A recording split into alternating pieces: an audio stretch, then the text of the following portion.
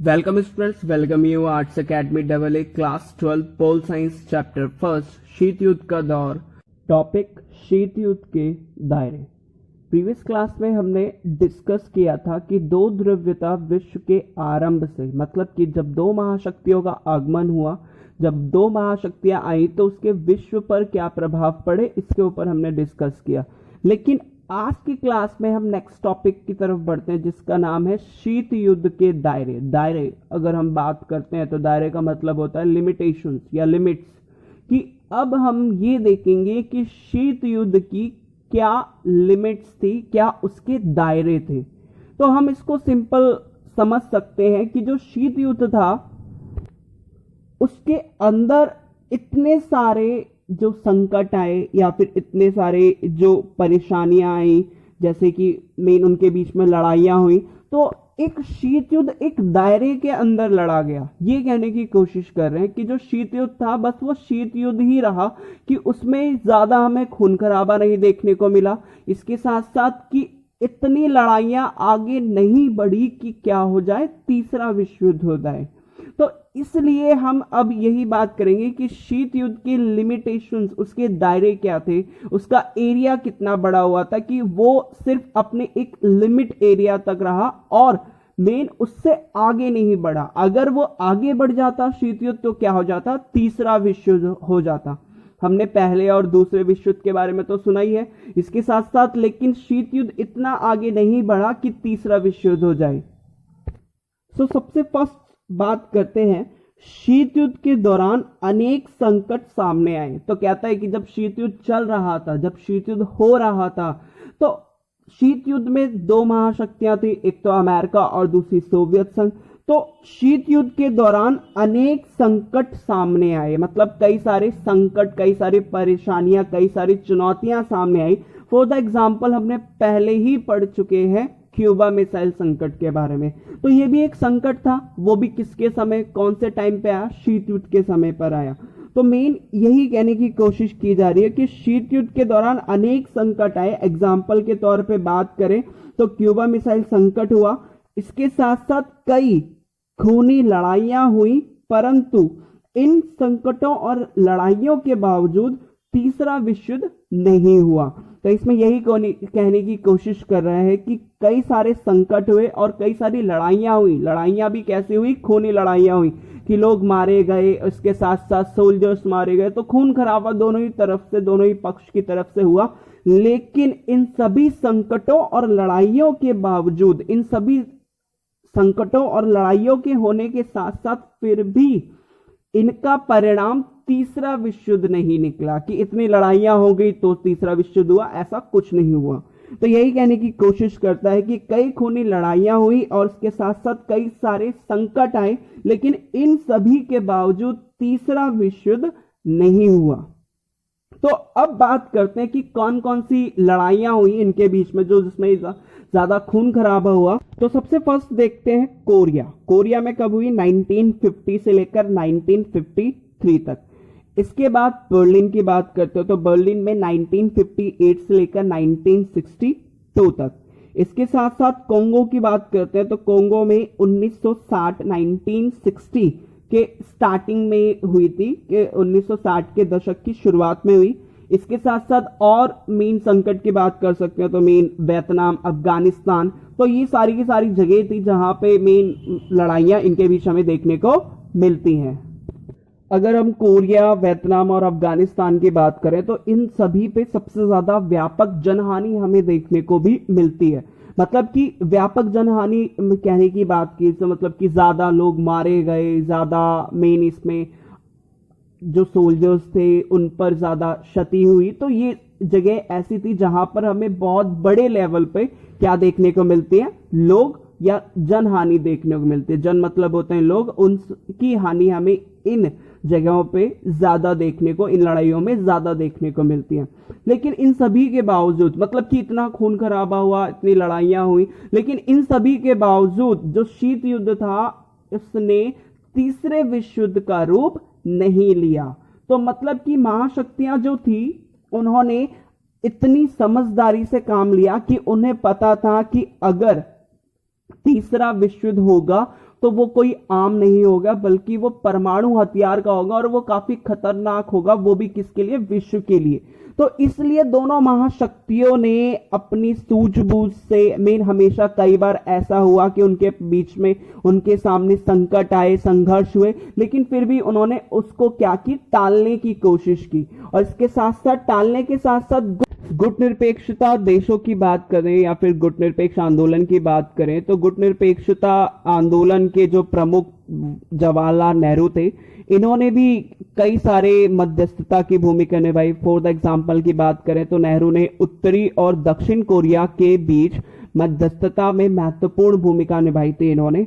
इसके साथ साथ कांगो जो संकट था उसमें संयुक्त राष्ट्र संघ के महासचिव ने प्रमुख भूमिका निभाई थी मध्यस्थता बिचौलिए की।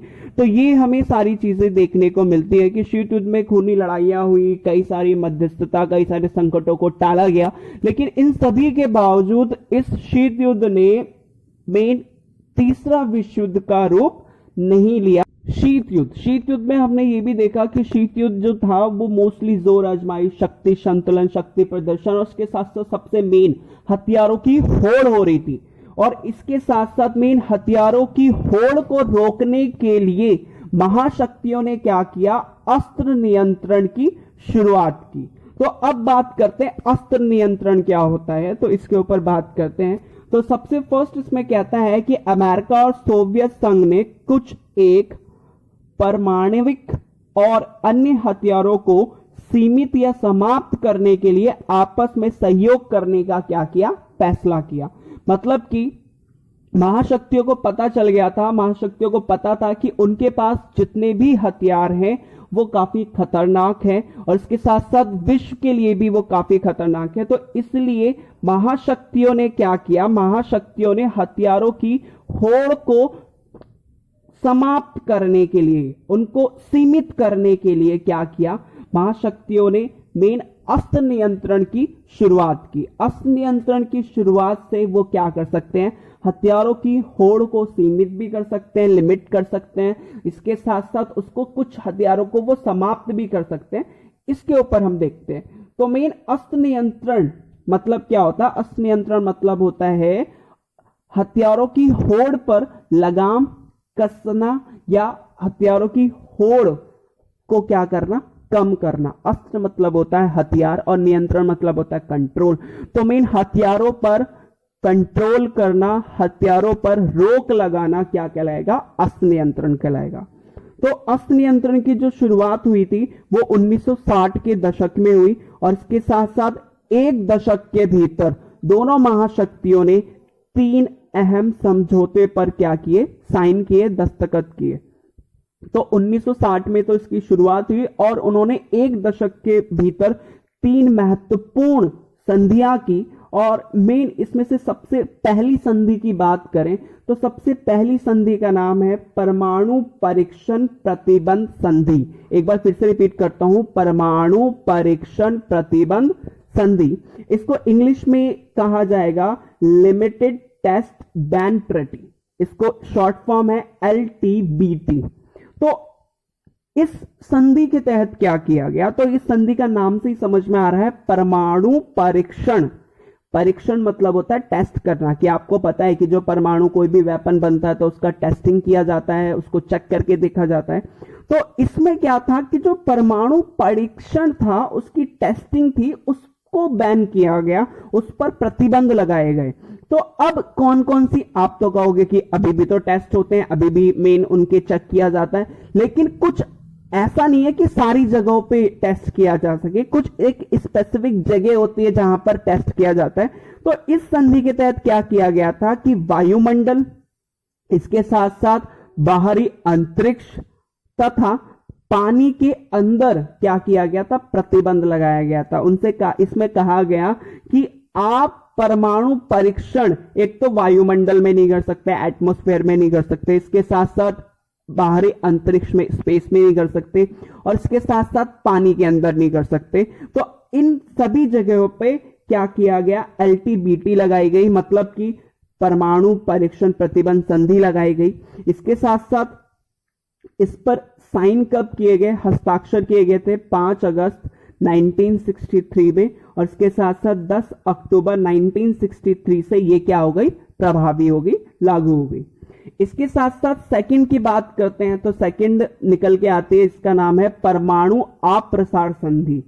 परमाणु अप्रसार संधि की बात करते हैं तो मेन इस संधि में कहा गया कि परमाणु संपन्न देश जिन्होंने 1 जनवरी 1967 से पहले हथियार बनाए हैं, इसमें यह कहने की कोशिश की गई है कि हम परमाणु संपन्न देश उन देशों को मानेंगे जिन्होंने 1 जनवरी 1967 से पहले हथियार क्या किए हैं, बनाए हैं, उनको ही परमाणु संपन्न देश माना जाएगा। इस ट्रीटी के तहत जो परमाणु अप्रसार संधि, प्रसार मतलब होता है किसी चीज का एडवर्टाइज करना।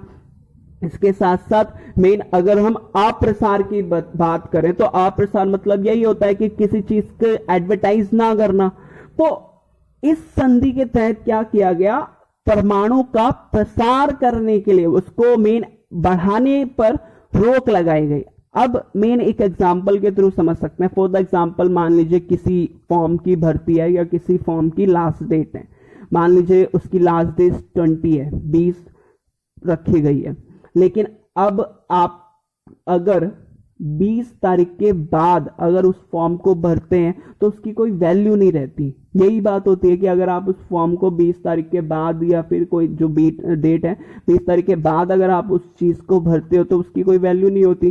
सेम एज इट इज यही है कि इसमें भी यही कहा गया कि अगर आप 1 जनवरी 1967 से पहले अगर आपने परमाणु हथियार बनाए हैं तो हम आपको परमाणु संपन्न देश मानेंगे, उसके बाद नहीं।